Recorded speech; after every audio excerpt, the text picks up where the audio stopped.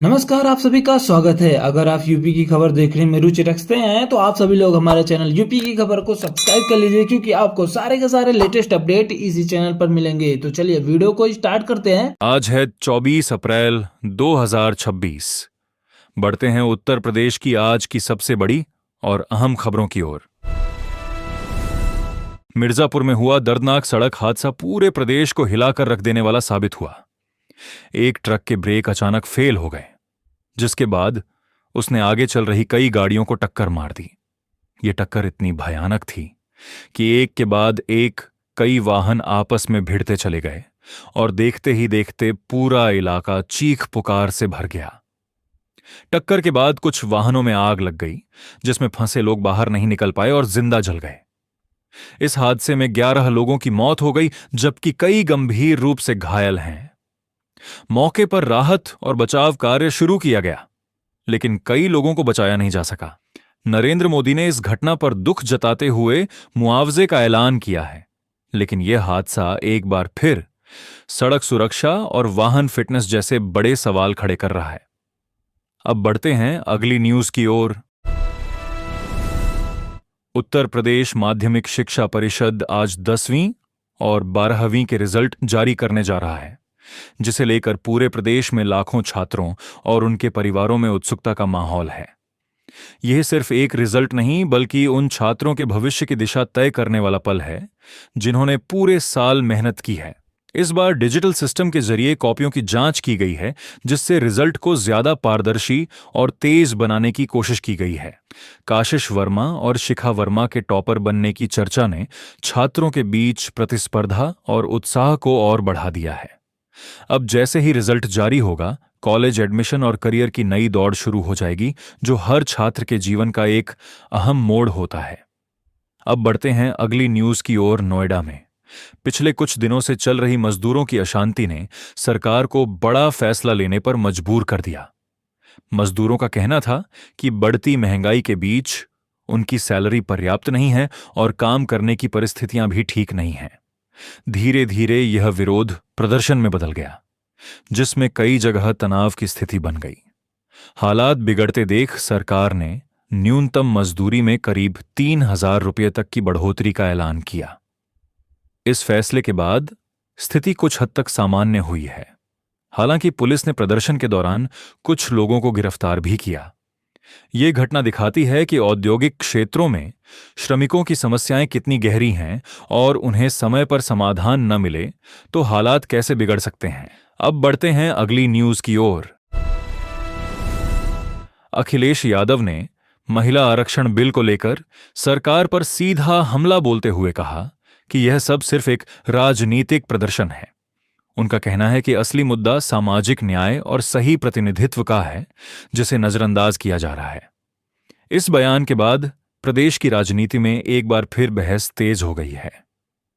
एक तरफ सत्ता पक्ष इस बिल को महिलाओं के सशक्तिकरण का बड़ा कदम बता रहा है, तो दूसरी ओर विपक्ष इसे अधूरा और राजनीतिक रणनीति का हिस्सा मान रहा है।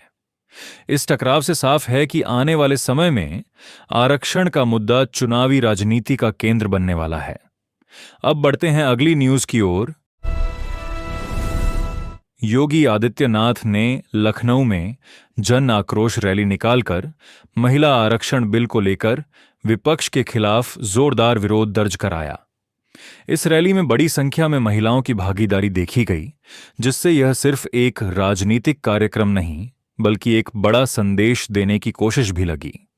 योगी ने विपक्षी दलों पर आरोप लगाया कि उन्होंने महिलाओं के अधिकारों को कमजोर करने का काम किया है। इस रैली के जरिए सरकार ने यह दिखाने की कोशिश की कि वह महिला सशक्तिकरण के मुद्दे पर मजबूती से खड़ी है। इससे प्रदेश में राजनीतिक माहौल और ज्यादा गर्म हो गया है। अब बढ़ते हैं अगली न्यूज की ओर।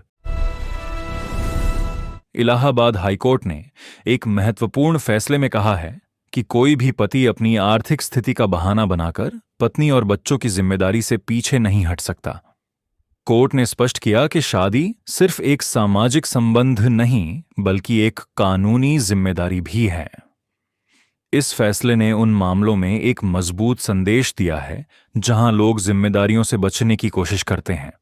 न्यायालय के इस रुख को महिलाओं और बच्चों के अधिकारों की रक्षा की दिशा में एक बड़ा कदम माना जा रहा है, जिससे समाज में एक सकारात्मक संदेश गया है।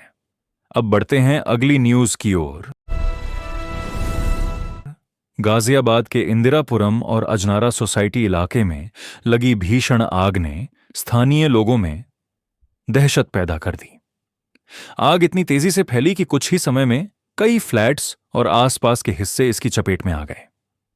लोगों ने जैसे तैसे अपने परिवारों को बाहर निकाला और कई लोग बिना सामान के ही घर छोड़कर निकलने को मजबूर हो गए। दमकल विभाग की कई गाड़ियां मौके पर पहुंचीं और घंटों की मशक्कत के बाद आग पर काबू पाया गया। शुरुआती जांच में शॉर्ट सर्किट को वजह माना जा रहा है, लेकिन पूरी जांच अभी जारी है। यह घटना एक बार फिर शहरी इलाकों में फायर सेफ्टी के इंतजामों पर सवाल खड़े कर रही है। अब बढ़ते हैं अगली न्यूज की ओर। कानपुर में पुलिस ने आईपीएल सट्टेबाजी के एक बड़े नेटवर्क का भंडाफोड़ किया है। छापेमारी के दौरान करीब 3.91 करोड़ रुपए नकद और कई इलेक्ट्रॉनिक उपकरण बरामद किए गए। यह पूरा नेटवर्क मैचों के दौरान अवैध तरीके से सट्टा चला रहा था और बड़ी रकम का लेन देन हो रहा था।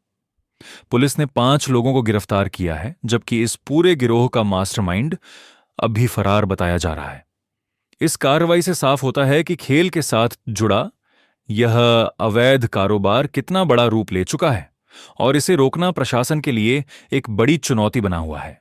अब बढ़ते हैं अगली न्यूज की ओर। मुरादाबाद में सामने आई डबल मर्डर की घटना ने पूरे इलाके को हिला दिया। एक युवती पर अपनी ही मां और भाई की हत्या करने का आरोप लगा है। बताया जा रहा है कि उसने लोहे के सरिये से दोनों पर हमला किया, जिससे उनकी मौके पर ही मौत हो गई। घटना के बाद इलाके में सनसनी फैल गई और लोग इस बात से हैरान हैं कि एक परिवार के भीतर इस तरह की घटना कैसे हो सकती है।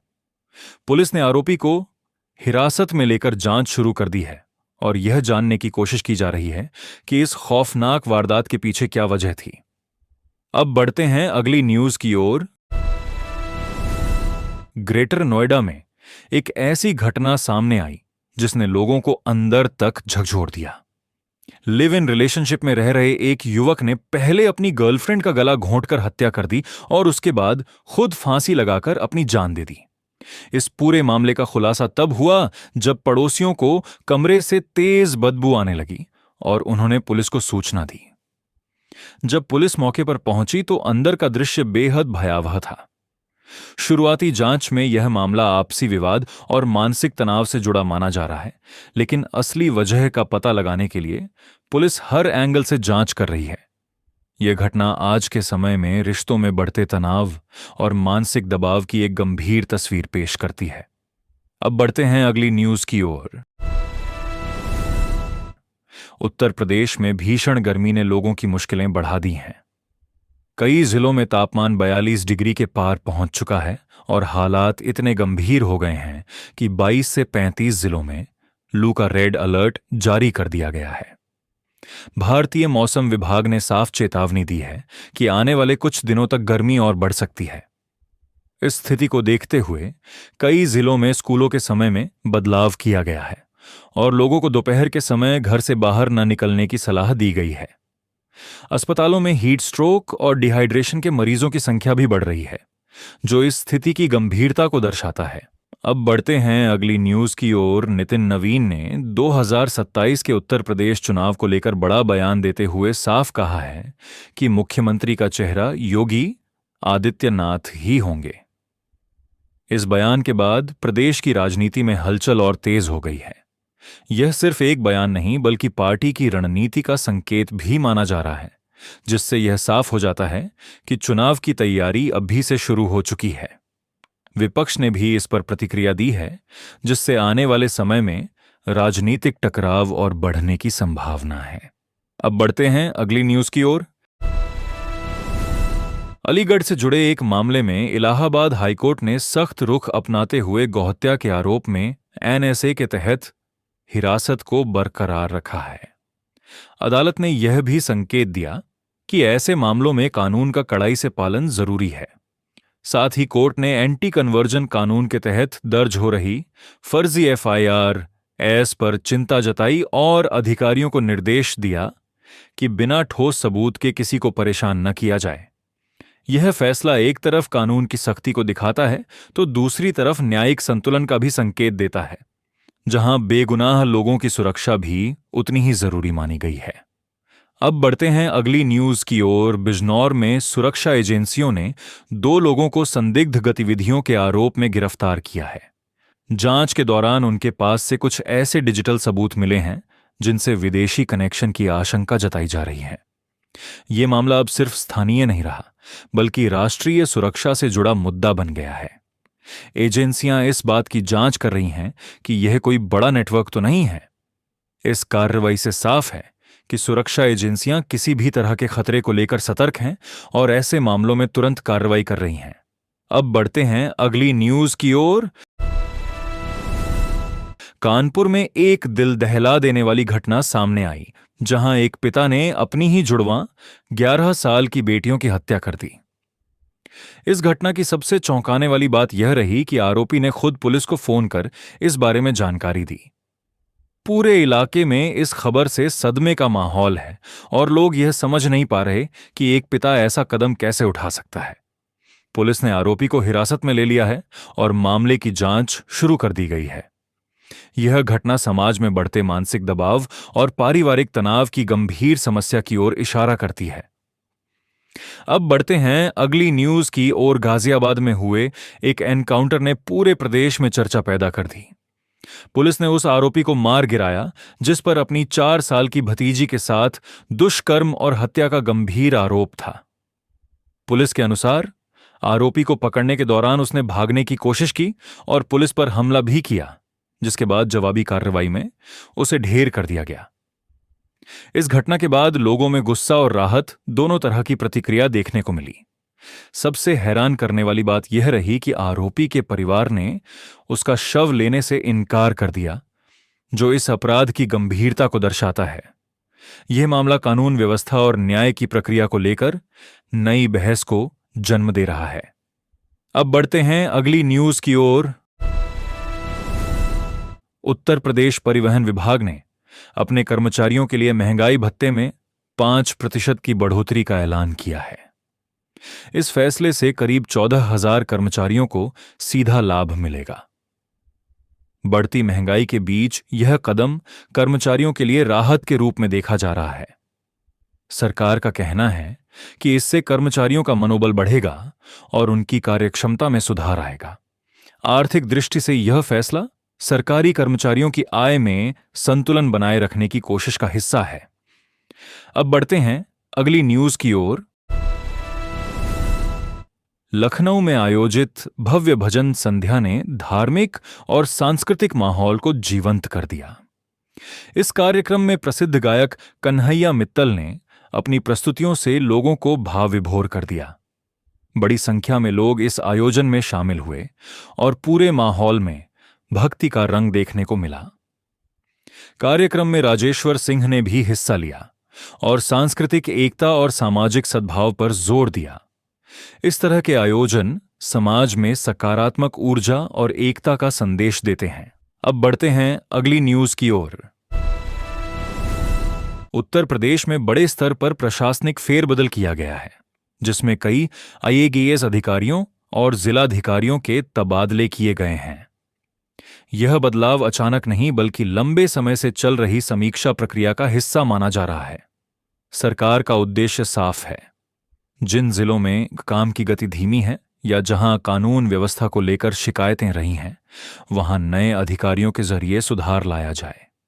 नए नियुक्त अधिकारियों से उम्मीद की जा रही है कि वे तेजी से योजनाओं को लागू करेंगे और जमीनी स्तर पर बदलाव दिखेगा।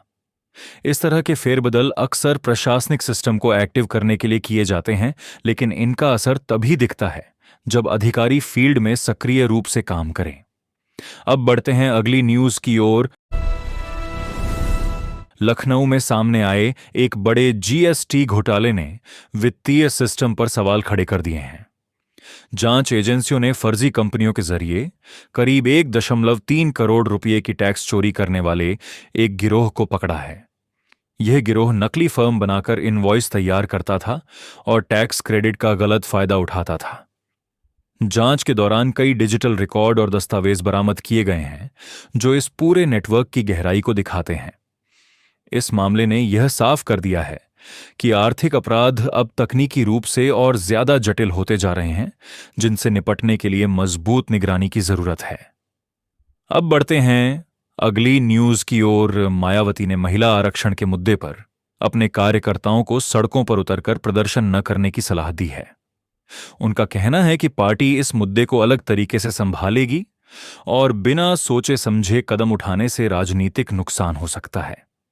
यह बयान इसलिए महत्वपूर्ण है क्योंकि जहां अन्य पार्टियां इस मुद्दे पर खुलकर विरोध या समर्थन कर रही हैं, वहीं बीएसपी ने एक संतुलित और रणनीतिक रुख अपनाने की कोशिश की है।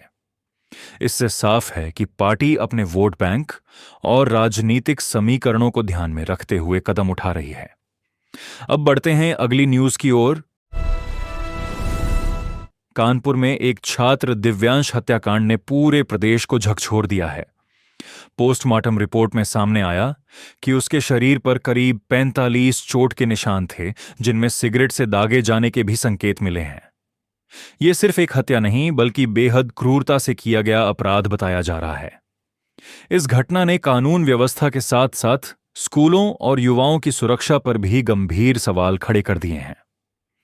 पुलिस ने कई संदिग्धों से पूछताछ शुरू कर दी है और मामले को सुलझाने के लिए कई टीमें लगाई गई हैं।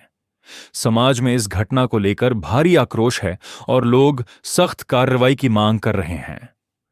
अब बढ़ते हैं अगली न्यूज की ओर। भारतीय वायुसेना ने पूर्वांचल एक्सप्रेसवे पर एक महत्वपूर्ण इमरजेंसी लैंडिंग ड्रिल का सफल आयोजन किया। इस अभ्यास के दौरान करीब 3.2 किलोमीटर लंबी स्ट्रिप पर फाइटर जेट्स की लैंडिंग और टेक ऑफ कराई गई। इस तरह के अभ्यास का उद्देश्य यह सुनिश्चित करना है कि आपातकालीन स्थिति में एक्सप्रेसवे को रनवे की तरह इस्तेमाल किया जा सके। यह न सिर्फ सेना की तैयारी को दिखाता है, बल्कि यह भी बताता है कि इंफ्रास्ट्रक्चर को किस तरह बहुउपयोगी बनाया जा रहा है। इससे देश की रक्षा क्षमता को और मजबूती मिलती है। अब बढ़ते हैं अगली न्यूज की ओर। उन्नाव में एक अजीब लेकिन गंभीर मामला सामने आया है, जहां एक शिक्षक के बैंक खाते में गलती से 1,727 रुपए की जगह करीब 5 लाख रुपए ट्रांसफर हो गए। इस घटना के बाद बैंक और प्रशासन दोनों में हड़कंप मच गया है। अब यह जांच की जा रही है कि यह सिर्फ तकनीकी गलती थी या इसके पीछे कोई बड़ी लापरवाही या साजिश है। ऐसे मामलों से यह सवाल उठता है कि बैंकिंग सिस्टम कितना सुरक्षित है और आम लोगों के पैसे कितने सुरक्षित हैं। अब बढ़ते हैं अगली न्यूज की ओर। उत्तर प्रदेश सरकार अब छोटे और मझोले शहरों के विकास पर बड़ा फोकस करती नजर आ रही है। इसके लिए करीब 2,900 करोड़ रुपए का एक विस्तृत ब्लूप्रिंट तैयार किया गया है, जिसका उद्देश्य सिर्फ बड़े शहरों तक सीमित विकास को छोटे शहरों तक पहुंचाना है। इस योजना के तहत इंफ्रास्ट्रक्चर, रोजगार, उद्योग, सड़क, पानी और शहरी सुविधाओं को बेहतर बनाने पर जोर दिया जाएगा। सरकार का लक्ष्य है कि 2029 से 30 तक राज्य की अर्थव्यवस्था को $1 ट्रिलियन तक पहुंचाया जाए। इस पहल को इसलिए भी महत्वपूर्ण माना जा रहा है क्योंकि अब तक विकास का ज्यादा हिस्सा बड़े शहरों में केंद्रित रहा है, जिससे छोटे शहर पीछे रह गए। यदि यह योजना सही तरीके से लागू होती है तो इससे न सिर्फ क्षेत्रीय असमानता कम होगी, बल्कि लाखों लोगों को अपने ही शहर में रोजगार और बेहतर जीवन की सुविधा मिल सकेगी। विशेषज्ञों का मानना है कि यह कदम उत्तर प्रदेश के आर्थिक नक्शे को बदल सकता है, लेकिन इसकी सफलता पूरी तरह इस बात पर निर्भर करेगी कि इसे जमीन पर कितनी प्रभावी तरीके से लागू किया जाता है। तो ये थीं आज 24 अप्रैल 2026 की उत्तर प्रदेश की सबसे बड़ी और विस्तृत खबरें। आज के घटनाक्रमों में जहां कुछ खबरों ने चिंता बढ़ाई, वहीं कुछ ने यह भी दिखाया कि प्रशासन और सिस्टम किस दिशा में आगे बढ़ रहा है। हादसों से लेकर राजनीति और विकास तक हर खबर अपने आप में एक बड़ा संदेश लेकर आई है। ऐसे ही हर खबर को गहराई से समझने और सबसे पहले अपडेट पाने के लिए जुड़े रहिए हमारे साथ। फिलहाल के लिए बस इतना ही। मिलते हैं अगली बड़ी खबरों के साथ।